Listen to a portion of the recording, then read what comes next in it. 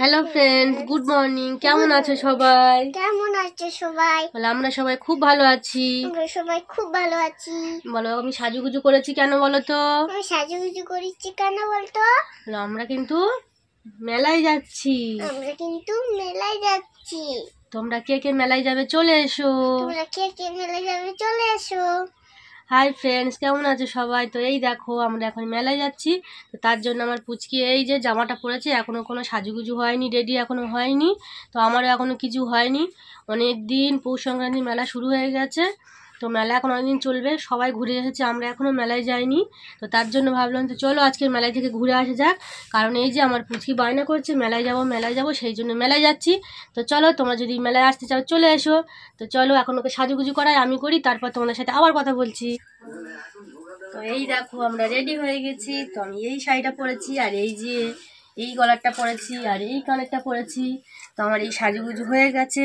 তো আমরা এখন বেরোবো। আর এই দেখো আমার পুচকি, এই যে দেখি, ওই দেখো ওর খুব ঠান্ডা লেগেছে, তার জন্য হচ্ছে কি তাড়াতাড়ি টুপিটা পরে নিয়েছি। টুপিটা খুলে ফেলো।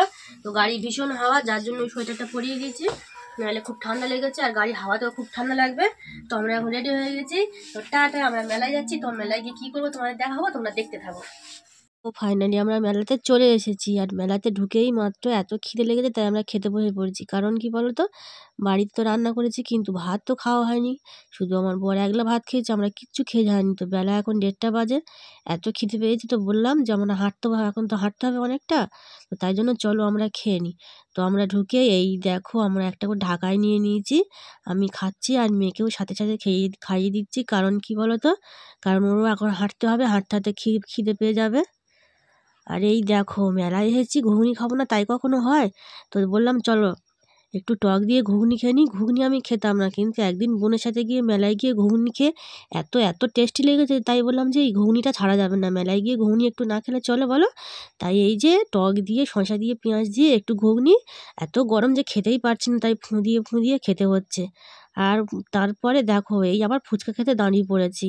মেলায় গিয়ে ফুচকা না খেয়ে বাড়ি আসলে যেন মনটাই কেমন হয়, যেন মনে হয় কিছু একটা খায়নি। তাই দেখো, তাই ভাবলাম যে ফুচকা খাই। ওদেরকে বললাম যে তোরা খাবি? কেউ বলল, মেয়ে বলল খাবো না, বর বলল খাবো না, কেউ খাবে না। তাই ভাবলাম যে তোরা ঠিক আছে, দাঁড়িয়ে দাঁড়িয়ে দেখ, আর আমি একলাই খেতে থাকি। তাই এই যে দেখো, আমি দাঁড়িয়ে দাঁড়িয়ে খাচ্ছি, আর আমার বর পাশ থেকে দাঁড়িয়ে দাঁড়িয়ে সমানে দেখো শুধু হাসাচ্ছে। আর তা আমি খেতে খেতে সমানে হেসে ফেলছি। তারপরে বেশ খাওয়া দাওয়া শেষ, চলো ভাবলাম এবার ঘুরে আসি, কারণ ছেলেকে নিয়ে যায়নি। তো ওর জন্য তো যা ওটা নিতে হবে, তাই একটা খেলনা দোকানে ঘুরে কিনি। ওকে যাই দেবো তো ভেঙে একদম গুঁড়ো করেই দেবে। তাই ঘুরে বলি এমন কিছু নিই যা নিয়ে দুম দাম করে ছুঁড়ে বাগাবে, কিন্তু ভাঙবে না।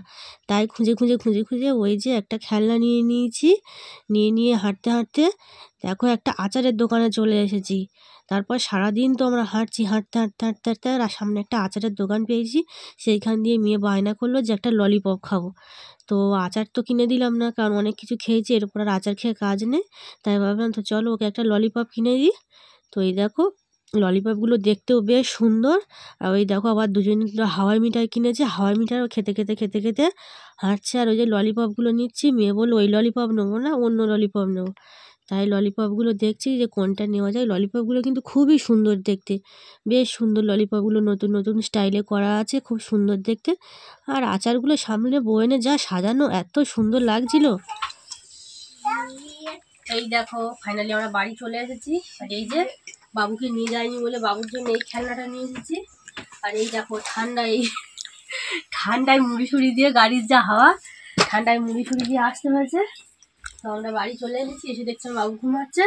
তো চলো টাটা, আজকের ব্লগটি এই পর্যন্ত, পরে দেখা হবে অন্য কোনো ব্লগে।